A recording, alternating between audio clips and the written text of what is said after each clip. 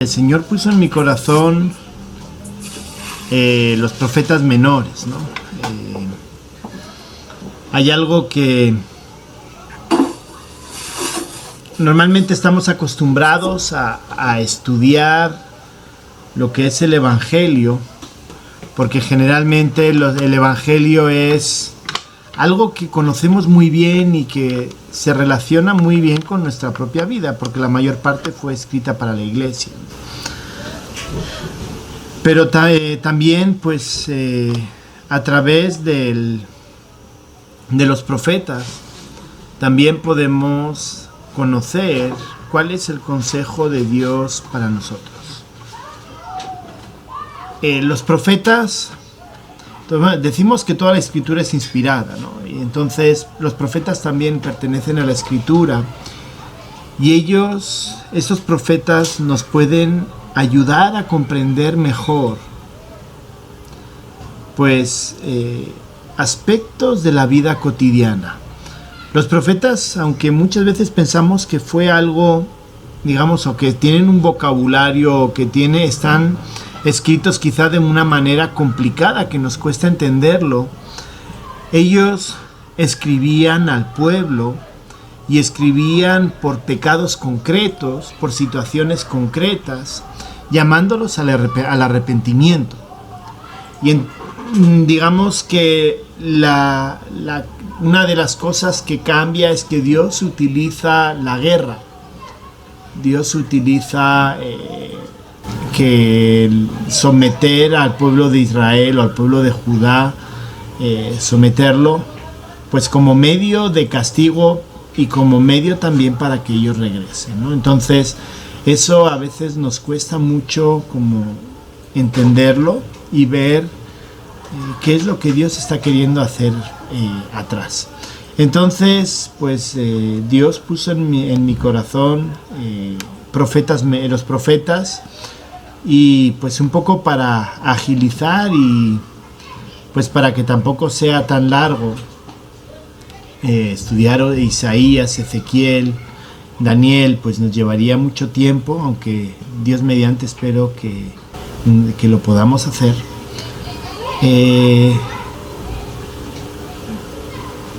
Dios puso los profetas menores. Entonces me gustaría que poder ir estudiando cada uno de los profetas y ver qué es lo que el Señor nos enseña. Así que el primer profeta que vamos a estudiar, y es un profeta bien interesante, es Oseas. Voy a compartir, a ver si se ven.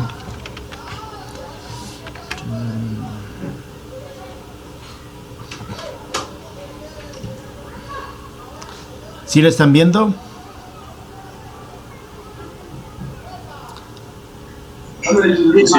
Vale. Perfecto. Esperemos que pase. No sé si voy a tener que volver a la pantalla. He cambiado de pantallas. ¿Ha cambiado la pantalla o sigue viéndose lo mismo? No, sigue avanzando, hermano. Ah, sigue avanzando. Ah, vale, perfecto. Están destinatarios ya. Vale, perfecto. Pues Oseas es un profeta que significa salvación. Y Oseas, principalmente vamos a ver que escribe a Israel. Todas sus palabras principalmente son para Israel, pero también, es un profeta antes del exilio de Israel en el 722, pero también tiene palabras para Judá. O sea, es un profeta que escribe para Israel, pero a su vez le recuerda a Judá que básicamente le puede pasar lo mismo. Es decir, como que ya uno lo iba a castigar. Oseas, justamente su ministerio termina prácticamente 2 años después de que ya son llevados al exilio por Asiria. Pero a lo largo del libro, de vez en cuando, va dando mensajes a Judá. Y esos mensajes son como un recordatorio de que lo que le va a pasar a Israel es lo mismo que le puede pasar a ellos si no cambian su actitud.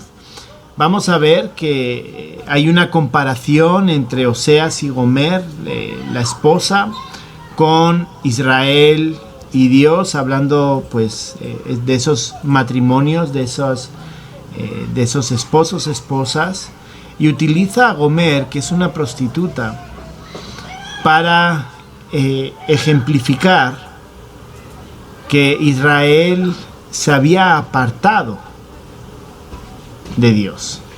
Entonces seguía siendo la esposa, pero se iba con otros, que es básicamente el ejemplo de Gomer con Oseas.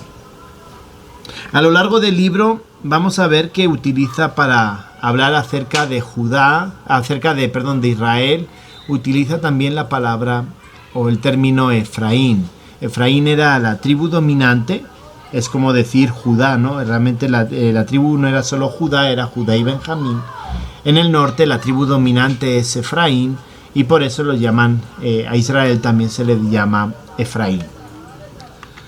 El concepto clave de Oseas, aunque habla de juicio, y vamos a ver este primer capítulo, vamos a ver que habla mucho sobre juicio. La enseñanza principal o el punto al que Dios quiere llegar con Israel es a la redención. O sea, utiliza los castigos como medio para mostrarles el amor, y ese amor es el que lo va a llevar a redimir, es decir, a que su pueblo regrese. Y en este caso, pues Oseas es el último profeta de Israel. Y ahora vamos a ver también los profetas que hubo. Y con el caso de Oseas, con Oseas exactamente es la última oportunidad que le ofrece a su pueblo para que ande en los caminos del Señor.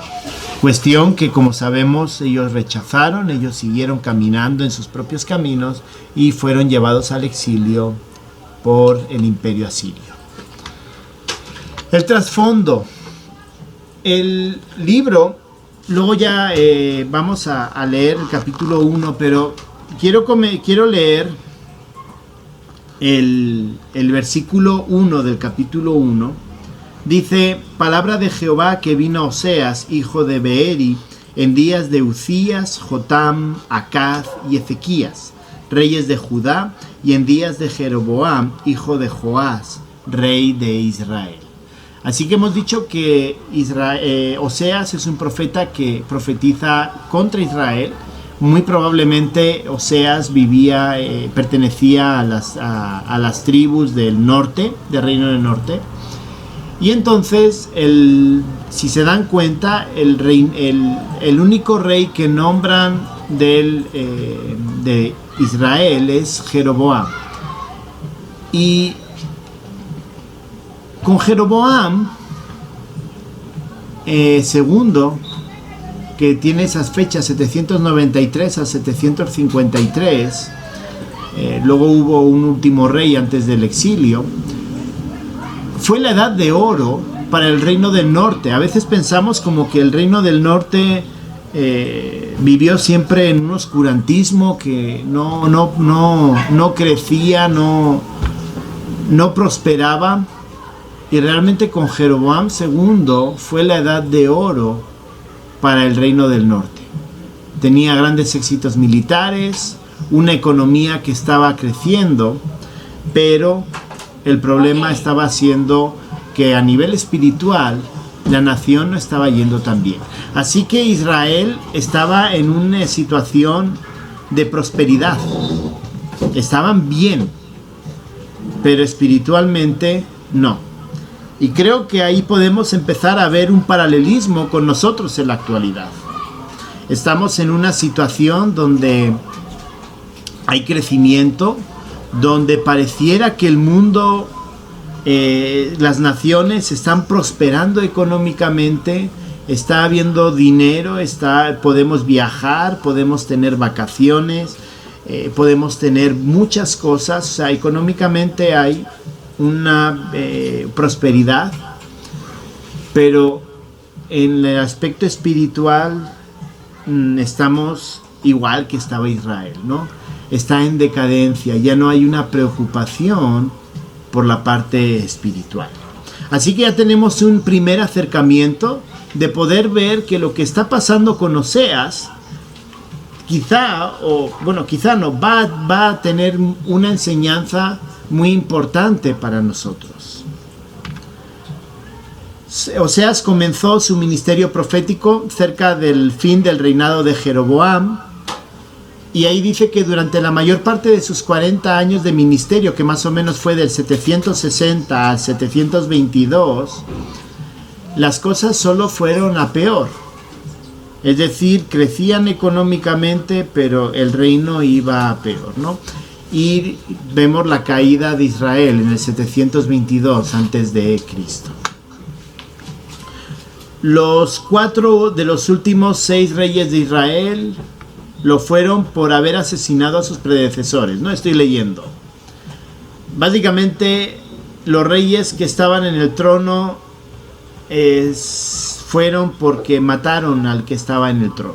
O sea, el siguiente rey fue porque mataban, ¿no? Entonces, ya llegó un momento en el cual el pecado y la corrupción fue muy fuerte en Israel.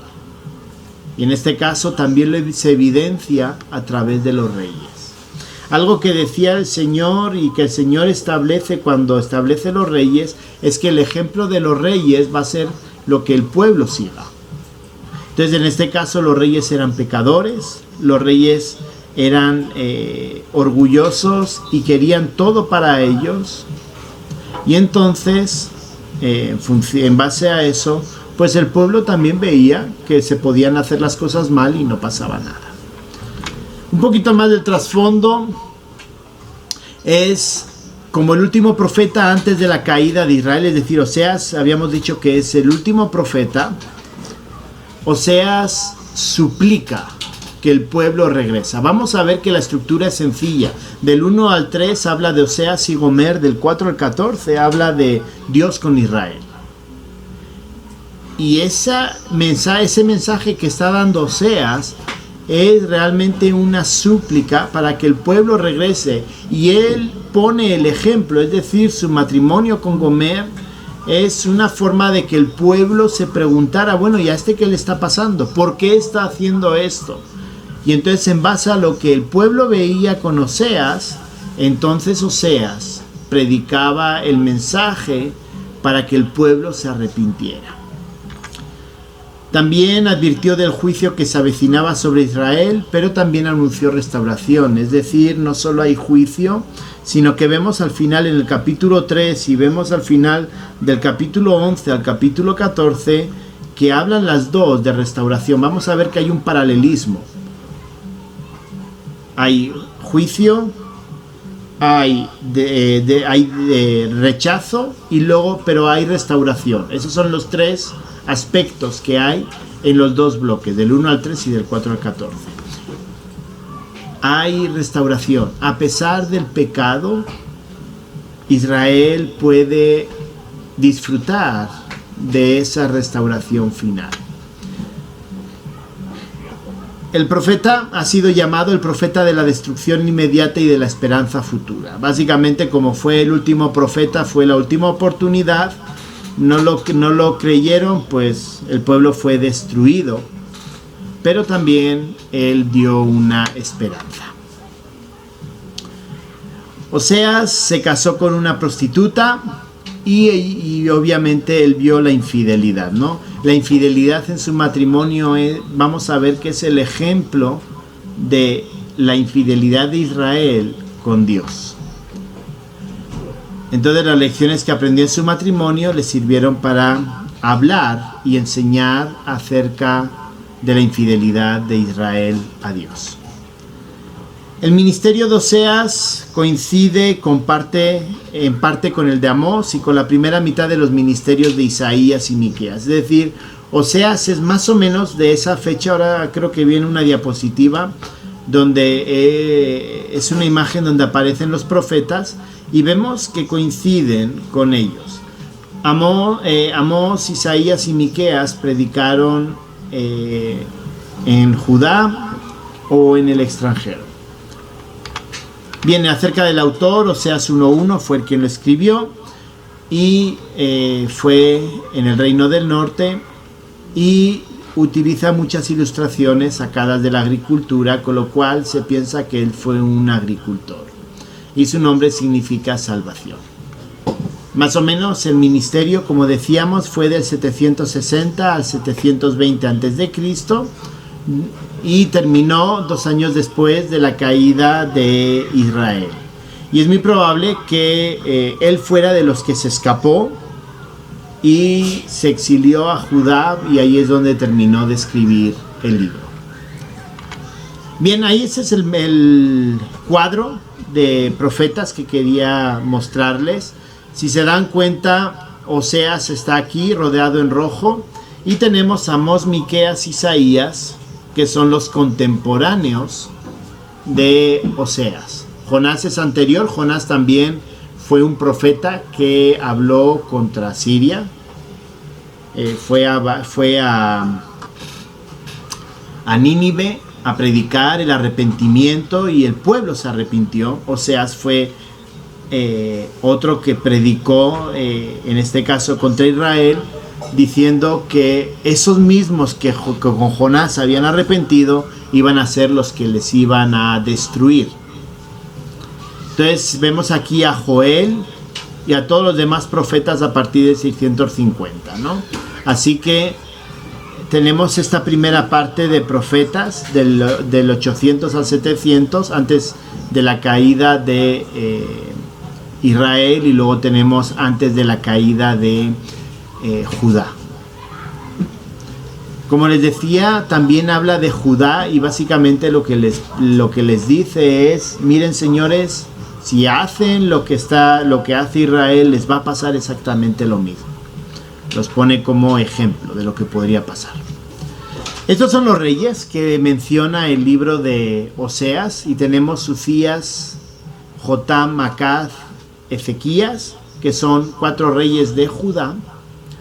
¿De acuerdo? Ahí están las fechas. Y tenemos a Joás, a Jeroboam II y a Jehú, porque habla el versículo 4 a la casa de Jehú, ¿no? Jehú fue un rey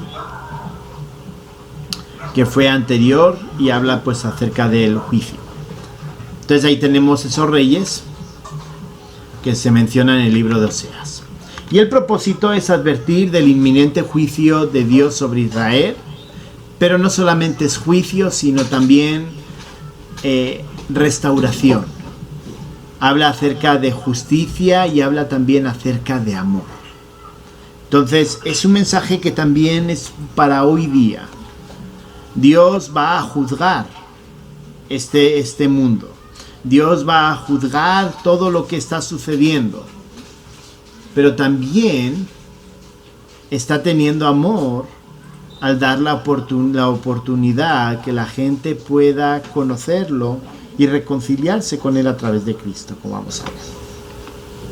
El amor de Dios no significa que se olviden los pecados, sino que los pecados deben de ser castigados. Y vamos a ver que las palabras de Oseas son duras. Los capítulos que hablan de restauración, capítulo 3 y capítulos 11 al 14, son palabras bonitas, son palabras de ánimo, de esperanza, a futuro.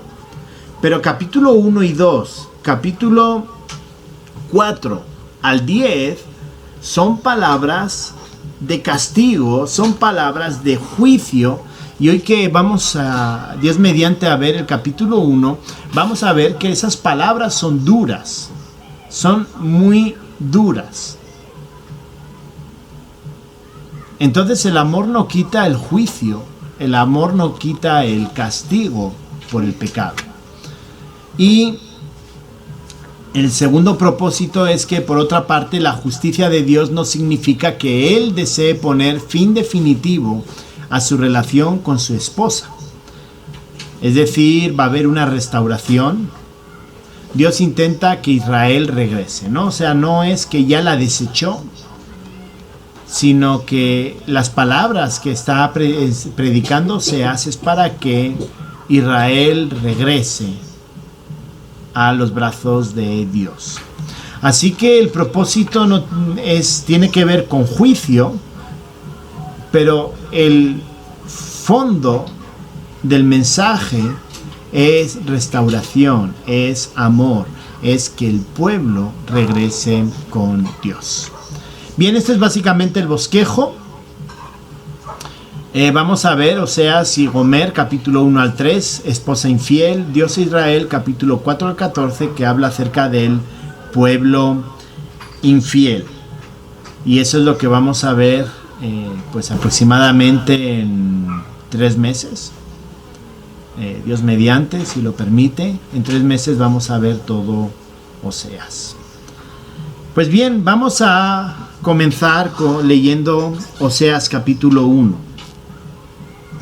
Dice así: palabra de Jehová que vino a Oseas, hijo de Beeri, en días de Uzías, Jotam, Acaz y Ezequías, reyes de Judá, y en días de Jeroboam, hijo de Joás, rey de Israel. El principio de la palabra de Jehová por medio de Oseas.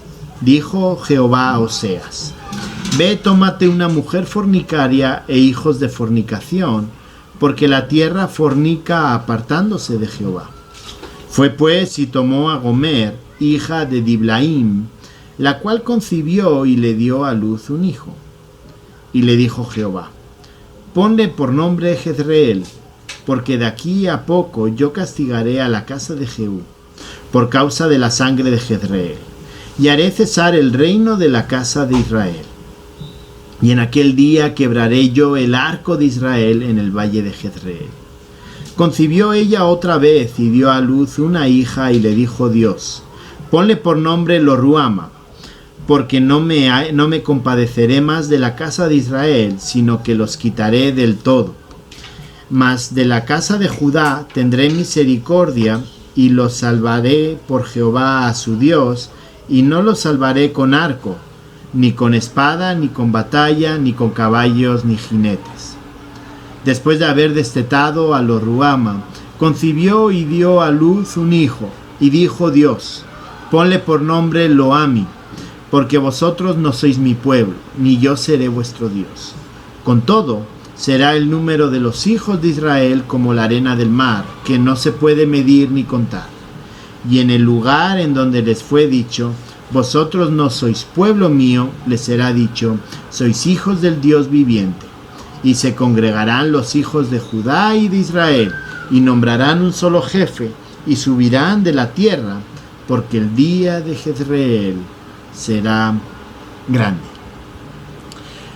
Hoy día la iglesia vive en una situación con respecto al pecado que es preocupante. Podemos comprender y obviamente, y es obvio, que un no cristiano viva pecaminosamente. No, o sea, puede ser una buena persona, pero en general las cosas buenas que hace es muy probable que las haga porque por alguna razón, por algún interés egoísta. Cuando hablamos del cristiano, la diferencia entre un cristiano y un no cristiano es que el interés de hacer las cosas bien no es porque yo quiera un premio. Es decir, un hijo se porta bien no pensando en el premio que le va a dar sus papás, sino pensando que quiere agradar a Dios. Pero una de las cuestiones que estamos viendo y que yo entiendo que nos preocupa a todos es que el pecado ha entrado dentro de la iglesia y en vez de rechazarlo, nos estamos adaptando y lo estamos haciendo tan normal que lo dejamos de ver como pecado. Quiero poner unos ejemplos. Por ejemplo, en cuestión de negocios. Pagar impuestos o no pagar impuestos. Y quizá alguno me diga, no, pero es que eso es secundario. No, eso es primario, primordial. Porque Dios nos llama a obedecer al Estado. Y obedecer al Estado significa pagar lo que ellos entienden que debemos de pagar. Pero ellos nos roban, sí, pero ese no es el problema. Pero hemos llegado a un punto donde cuestionamos la propia autoridad de la palabra y decimos que bueno, ese es injusto, por eso no lo voy a hacer. Y estamos pecando, porque el Señor nos llama a someternos a las autoridades. Hoy día, con todo el relax que tenemos a nivel moral dentro de la sociedad, ese mismo relax, esa misma facilidad se ha introducido dentro de la iglesia. Y tristemente, cuando nos enteramos de personas pues que han mentido o que han cometido infidelidad de alguna manera, pues es triste. Pero hermanos, cuando hablando con mi padre, él me decía que en la época pues cuando yo era niño, había mucho más temor, no solamente como iglesia, sino también a nivel de sociedad, en cuanto a esos pecados. Y no había tanto. Hoy día básicamente lo raro somos los que tratamos de mantenernos fieles y no engañar, pues con la persona que estamos, con la familia que tenemos. Y eso se ha metido dentro de la iglesia. Las relaciones prenupciales, antes del matrimonio, que en mi época pues no había tanto. Ojo, sí había, pero no había tanto. Porque se veía mal, se entendía que era pecado y se entendía que no se debía hacer. Hoy día no pasa nada. Es que como nos vamos a casar, no pasa nada. Entonces, ya no es una cuestión de sentirnos deshonrados por el pecado, sino que muchas veces tapamos el pecado diciendo que eso es un problema, o sea, lo que él llama pecado es un problema de la Biblia de aquella época, no es un problema de ahora. Pero lo que la Biblia llama pecado es pecado. Y vamos a ver que Dios pone juicio o Dios da juicio contra el pecado. El capítulo 1 de Oseas habla exactamente sobre eso, sobre el juicio al pecado. Y antes de entrar, hay una frase que yo me imagino que lo han escuchado más de una y más de dos veces. Dios ama al pecador, pero aborrece al pecado. Si es cierto, Dios ama al pecador porque todos somos pecadores, pero utilizamos esa frase básicamente para justificar cualquier pecado. No pasa nada porque Dios ama al pecador, Dios me ama a mí, pero no ama el pecado. Entonces Dios es amor y entonces me perdona. Pues sí, o sea, si uno es hijo de Dios, Dios lo perdona, pero también hay juicio por el pecado. Y ese es el punto que vamos a ver o que vamos a ver hoy en el libro de Oseas. Es que como hijos de Dios debemos de rechazar el pecado porque va a traer juicio para nuestras vidas. Alguno puede pensar y decir, bueno, pero hermano, Israel era alguna situación, o sea, Israel tenía alguna cosa especial con el Señor. Recordemos que Israel fue escogido también por gracia. Yo creo que les he insistido ya varias veces. De la misma forma que nosotros somos escogidos por gracia. Fuimos escogidos por gracia, fuimos elegidos por gracia. Antes de la fundación del mundo, el pueblo de Israel también fue escogido por gracia. pero ellos, por su pecado, sufrieron las consecuencias. Así que esta enseñanza va para nosotros también.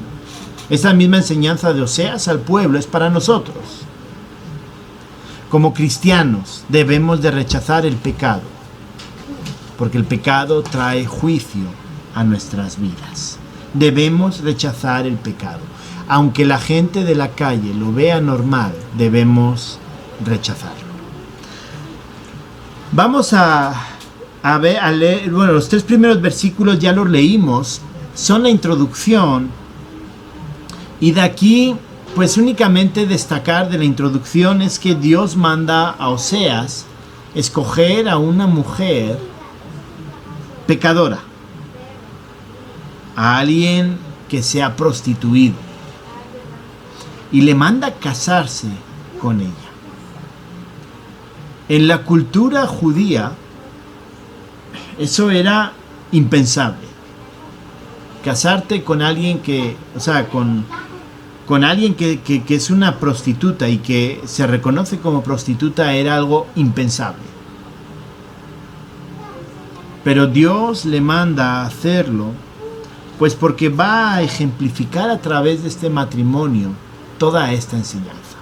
Así que en primer lugar, hablando para nosotros, enseñándonos acerca de cómo debe ser nuestra vida, cómo debemos de rechazar el pecado, lo primero que debemos entender es que Dios juzga el pecado. Versos 4 y 5. Dice así: y le dijo Jehová, ponle por nombre Jezreel, porque de aquí a poco yo castigaré a la casa de Jehú por causa de la sangre de Jezreel, y haré cesar el reino de la casa de Israel. Y en aquel día quebraré yo el arco de Israel en el valle de Jezreel. En primer lugar vemos juicio por el pecado. Le manda poner Dios a Oseas, a su primer hijo, le manda poner Jezreel. Jezreel era un lugar donde se celebraban batallas. Era un lugar donde había habido combates, y está hablando acerca de juicio. O sea, Jezreel está hablando acerca de juicio, ¿no? Está diciendo, va a haber un lugar donde ustedes, o sea, el nombre de este hijo va a ser el lugar donde ustedes van a ser juzgados por su pecado. Y Dios deja bien claro al pueblo que va a haber juicio. Dios nos deja bien claro a nosotros que el pecado trae juicio. En Romanos 8 dice, porque la paga del pecado es muerte. La muerte que es juicio. Gracias a Dios, Él tiene misericordia con nosotros, pero sí nos castiga cuando hay juicio. Así que Dios, obviamente, con este mensaje está esperando que el pueblo cambie su vida. Les está diciendo, muchachos, van a tener juicio. Y entonces está esperando que ellos respondan positivamente y cambien. Hermanos, este mismo mensaje es para nosotros. Debemos revisar bien nuestra vida. Debemos revisar muy bien nuestra vida. ¿Por qué? Porque el pecado trae juicio. Y sí, somos hijos de Dios, sin lugar a duda. Nuestra salvación es por fe, sin lugar a dudas. Nuestra salvación es por fe, no es por lo que hacemos, es porque creemos en la obra de Cristo en la cruz y lo llamamos Señor. Pero hermanos, eso no nos da derecho a pecar. Eso no nos da derecho a pecar. El pecado un día va a traer juicio. Y lo que Dios está esperando de nosotros es que nosotros vivamos vidas santas, como lo vimos en Primera de Pedro. Dios espera eso. Dios está llamándole la atención a Israel para que vivan vidas santas, vidas consagradas. Porque si no, el juicio va a llegar. Jezreel va a llegar. Hay varias cosas de estos dos versículos cuando habla del juicio. En primer lugar dice, porque de aquí a poco yo castigaré a la casa de Jehú. Jehú era un rey anterior a Jeroboam II y está diciéndole básicamente que el castigo va a llegar a ellos y miren cuál es la consecuencia de ese castigo. Dice, y haré cesar el reino de la casa de Israel. Exilio. Nosotros ya lo sabemos, exilio. Haré cesar el reino, es decir, se va a acabar de desmoronar el reino. Dios, a través de Oseas, avisando al pueblo de que si persistían en el pecado, iba a venir juicio, y el juicio iba a ser que la nación de Israel iba a desaparecer. Año 722 a.C., Asiria conquista Israel. Pero hermanos, el mensaje que está dando aquí de la conquista no es un mensaje nuevo. Ese mensaje aparece en Levítico, en los últimos capítulos de Levítico. En Levítico ya básicamente les dijo, mire, si ustedes persisten en el pecado, yo les voy a mandar al exilio. Levítico realmente es un libro extraordinario, porque les deja todo y prácticamente les dice qué va a pasar cuando hacen algo mal. Y ese exilio ya estaba avisado. Así que Oseas le recuerda acerca del exilio en este caso. Así que el castigo es cesar el reino de la casa de Israel, es decir, se terminaba Israel. Y dice, y en aquel día quebraré yo el arco de Israel en el valle de Jezreel. Es decir, el ejército iba a caer. ¿Dónde iba a perder su batalla Israel contra Siria? En el valle de Jezreel. Así que Dios le pone al primer hijo de Oseas el nombre de Jezreel para decirles que si persistían en el pecado iba a haber juicio. Y eso mismo es para nosotros. Hermanos, la salvación la tenemos. Pero si persistimos en el pecado, si decidimos seguir pecando, hermanos, Dios va a juzgarnos por esos pecados. Así que es bueno revisar nuestras vidas. Es bueno ser conscientes a la luz de la palabra en qué nos estamos desviando, en qué estamos pecando. Y hermanos, llamarle al pecado, pecado. Porque muchas veces le llamamos al pecado equivocación. No, me equivoqué. No, fue un error. Cuando cambiamos el nombre de pecado por error, lo que estamos haciendo es lo que se llama un eufemismo. Es decir, estamos buscando algo que no nos suene tan duro para justificar nuestras acciones. Hermanos, llamemos al pecado pecado. Y recordemos que a Dios no le gusta el pecado. Y que en caso de que persistamos en el pecado, Dios va a juzgar. Y hermanos, Dios a través de su palabra nos muestra, evidencia cuál es el pecado, los pecados que hay en nosotros. De verdad, Dios lo hace. Anteayer anoche había algo en mi corazón y soñé esa noche y fue como un mensaje de llamada de atención. Íñigo, cuidado con esto, cuidado con este pecado. Dios usa la palabra,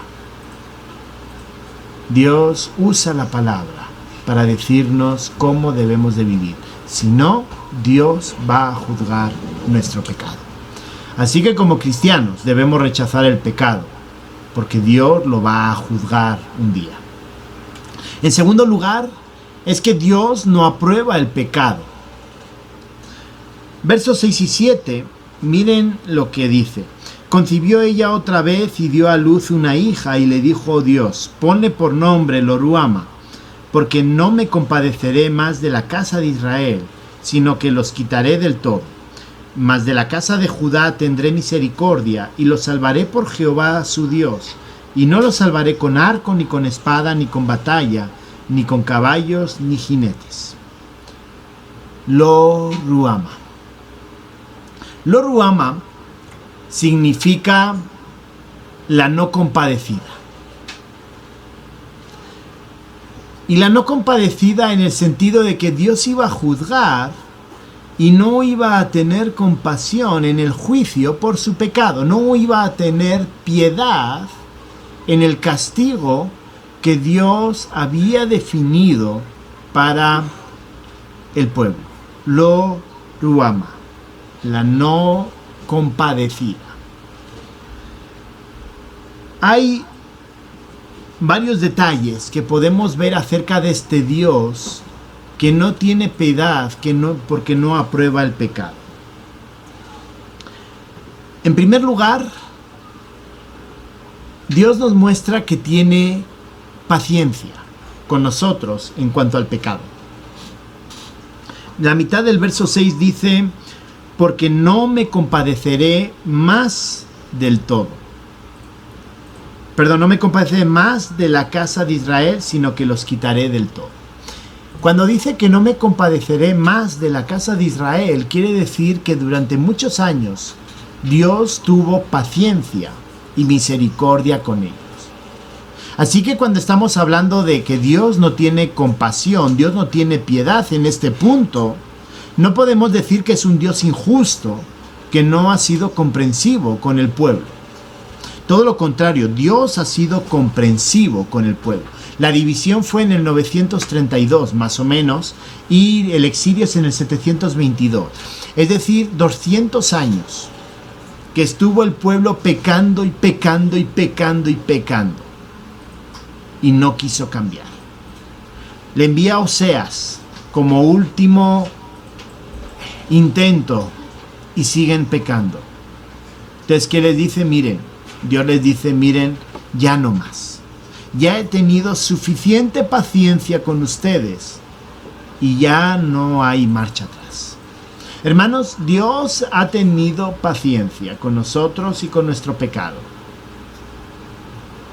Cuando Dios evidencia el pecado, Dios espera cambios. Lo que Dios no espera es que sigamos pecando. Y si seguimos pecando, va a llegar un momento en el cual vamos a colmar al Señor de la misma manera que el pueblo de Israel colmó a Dios y Dios dijo ya hasta aquí. Hermanos, Dios ha tenido paciencia. No podemos decir que Dios ha sido injusto y que no nos ha dado oportunidad para el arrepentimiento. Cuando Dios nos castiga, cuando ya dice hasta aquí, es porque Dios ya aguantó suficiente nuestro pecado. Es algo así como, lo voy a poner, aunque ahí está mi Cristina, y yo creo que es algo que ocurre mucho en los matrimonios, ¿no? El uno o el otro, uno de los dos, por alguna circunstancia tiene paciencia. Por ejemplo, pues por dejar los calcetines sucios fuera del cesto para la lavadora. Y la primera noche que los dejas, te lo dice en forma cariñosa. Mi amor, por favor, ¿podrías dejar los calcetines en su lugar? Bueno, la segunda noche sigue teniendo paciencia. Así llega la primera semana, llega el primer mes. Y al mes y un día, de repente dice, cariño, te he dicho que lo dejes en el cesto. Ya no es cariño, por favor, ya es cariño, déjalo. Es una orden, un mandato. Y no nos podemos hacer la pregunta, pero ¿qué ha pasado aquí? ¿Por qué? Porque ha llegado un punto en el cual, por nuestra actitud, pues ya ella, con ella y con esa situación, llega un límite.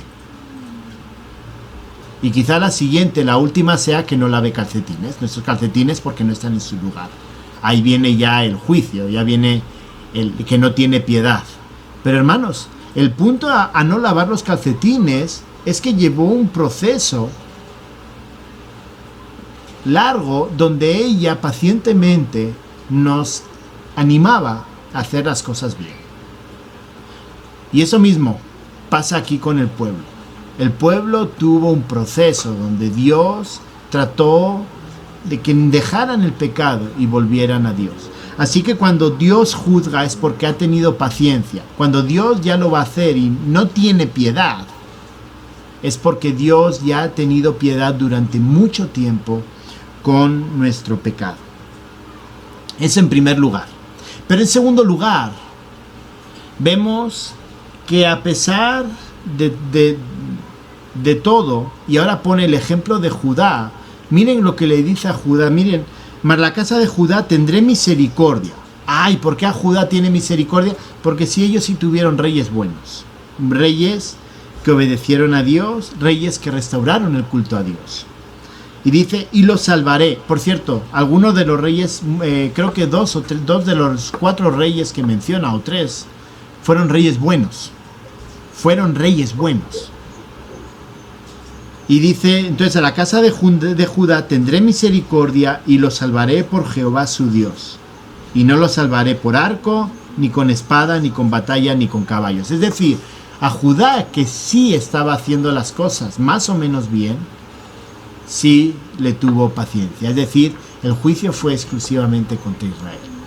Así que, hermanos, en primer lugar, entendamos, como cristianos debemos rechazar, aborrecer el pecado, porque Dios va a juzgarlo. Y en segundo lugar, porque Dios no va a tener piedad cuando tenga que castigarnos por ese pecado.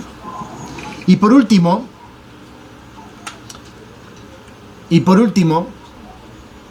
en cuanto a los hijos, Dios rechaza a aquellos que practican el pecado. Miren cómo termina hablando versos 8 y 9. Después de haber destetado a Lo-Ruhama, concibió y dio a luz un hijo, y dijo Dios, ponle por nombre Lo-Ammi, porque vosotros no sois mi pueblo, ni yo seré vuestro Dios. Lo-Ammi significa no es mi pueblo. Es decir, Dios juzgó, Dios no tuvo piedad, Dios rechazó a estas personas. Hermanos, ¿se recuerdan que cuando en el Nuevo Testamento Pablo habla acerca de aquellos que no son hijos y habla acerca de pecado? Aquellos que practican el pecado, y dice, los que practican el pecado no son mis hijos, es exactamente lo mismo. ¿Qué está diciendo Pablo? Que es lo mismo que está diciendo Oseas. Si el pueblo se dedica a pecar abiertamente, aun sabiendo que está haciéndolo mal y está ofendiendo a Dios, es porque realmente el pueblo está rechazando a Dios. Hermanos, si vemos personas que dicen ser cristianas, pero pecan y pecan y pecan y no les importa y siguen pecando, es que quizá en el fondo, en la realidad de su corazón, es que no sean su pueblo. Pero es que el hermano va todos los días a la capilla, o va todas las semanas a la capilla. Pero es que la capilla no es la que salva. Lo que salva es la obra de Cristo. Y la obra de Cristo se refleja en vidas que realmente buscan agradar a Dios. Y hermanos, eso es lo que está llamando Oseas al pueblo. Examinen sus vidas, tengan cuidado. Dios va a juzgar el pecado. Dios no va a tener compasión con el pecado. Al punto que no lo va a llamar, que le va a decir que no es el pueblo, que Israel no iba a ser su pueblo. Hermanos y amigos, examinen bien sus vidas. Examinemos bien nuestras vidas.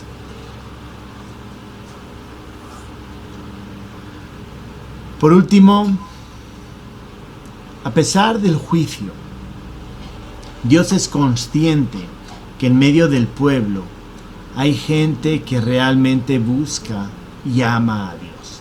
Es decir, Él está hablando al pueblo en general, pero es consciente que en medio de ese pueblo, hay gente que sí cree en Dios. Y entonces, en medio del juicio, en medio del castigo, que el castigo era para todos, incluido para aquellos que sí amaban a Dios, que sí obedecían a Dios, que sí vivían vidas santas, en medio de ese juicio, Dios da palabras de esperanza para ellos. Versos 10 y 11. Dios restaurará a aquellos que regresan a Él. Miren lo que dice. Con todo será el número de los hijos de Israel como la arena del mar, que no se puede medir ni contar. Y en el lugar en donde les fue dicho, vosotros no sois pueblo mío, les será dicho, sois hijos del Dios viviente. Miren qué cambio de mensaje. Y se congregarán los hijos de Judá y de Israel, y nombrarán un solo jefe, y subirán de la tierra, porque el día de Jezreel será grande. Así que hay restauración para aquellos que sí regresan a Él. Si después de todo lo que les pasa, después del exilio, después de decirles, mire, ya han dejado de ser el pueblo, pero ellos vuelven su vista al Señor, realmente confían y creen y viven vidas que agrada a Dios porque entienden que deben hacerlo, porque entienden que por gracia han sido escogidos y que son su pueblo, entonces ¿qué dice Dios? Voy a restaurarlos. Dios sigue siendo fiel a su promesa y los va a restaurar. Y dice, vosotros, donde les fue dicho, vosotros no sois pueblo mío, les será dicho, sois hijos del Dios viviente. Hermanos, qué gran mensaje de restauración para nosotros. Qué gran mensaje de restauración para aquellos que aún no han creído en el Señor. Hay juicio para aquellos que no han creído. Y el juicio es la muerte eterna. Pero la muerte de Cristo, poner la mirada otra vez, poner la mirada en el Señor Jesucristo, en su muerte en la cruz, le va a permitir restaurar su vida. Y cuando hablamos de restaurar es que usted pueda volver a acercarse a Dios. Cuando ya había dejado de ser pueblo, ahora puede ser usted pueblo. Hermanos, hay restauración. El mensaje de esperanza es que en medio del pecado hay restauración. Para aquellos que no han creído, la restauración viene a través de Cristo. Cristo es el camino para poder ser restaurado. Pero para nosotros que somos sus hijos y que perseveramos y que no queremos cambiar nuestras vidas, va a haber juicio, va a haber castigo. Pero también Dios, a través de ese castigo, nos va a restaurar para que volvamos otra vez a poner nuestra mirada en el Señor. Hermanos, a veces decimos, bueno, pero fulanito, mire lo que hacía, mire cómo servía y se apartó. Quizá algún pecado, quizá alguna situación lo llevó en ese momento a rechazar a Dios, aun siendo hijo. Pero Dios es tan amoroso, Dios es tan fiel, que a esa persona va a tratar con ella en la vida, le va a hacer pasar por pruebas para que esa persona un día regrese con él. Hermanos, si están andando en dificultades, si están andando en pecado, más que en dificultades, si están caminando en pecados, sepan que Dios va a juzgar, que Dios los va a llevar al punto en el cual los va a hacer regresar otra vez a Él y vivir vidas santas y agradables para Él. Y si usted no es hijo de Dios, lo que el Señor quiere es que usted pueda también ser restaurado y pueda ser hijo de Dios. Así que este primer sermón, este primer mensaje, es un mensaje apasionante. Es un mensaje increíble.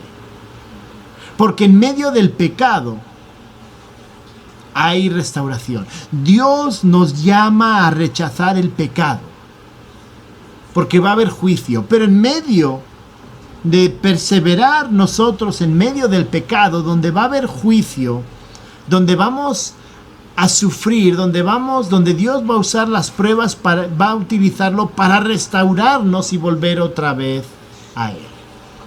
Así que, hermanos, les animo a no perseverar en el pecado, a vivir vidas santas.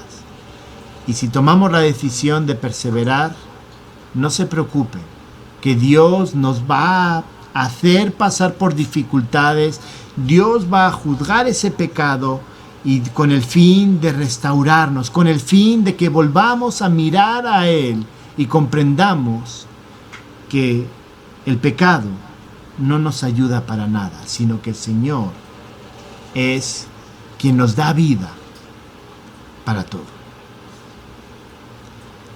Vamos a orar. Gracias, bendito Señor, por este mensaje. Gracias por ese mensaje de esperanza en medio del pecado. Señor, tú odias el pecado, tú rechazas el pecado, tú quieres que vivamos vidas santas. Ese es el llamado que le estás haciendo a través de Oseas. Y que si perseveramos en el pecado va a haber juicio. Pero en medio del juicio, tú tienes un plan de restauración. Tú tienes un plan para que volvamos otra vez a mirarte a ti y caminar cerca tuyo. Señor, es preferible escuchar tu mensaje e ir haciendo los cambios, porque el juicio es duro.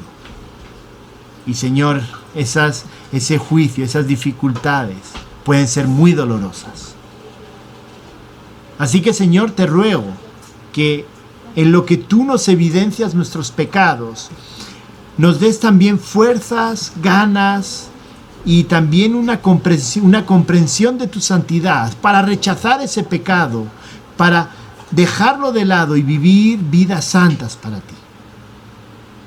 Pero si en medio de nuestra terquedad queremos seguir viviendo vidas pecaminosas, Señor, también ayúdanos a comprender que van a venir dificultades para poder regresar a ti. Tú, a través de las dificultades, a través de ese juicio, tú nos vas a ayudar a regresar a ti.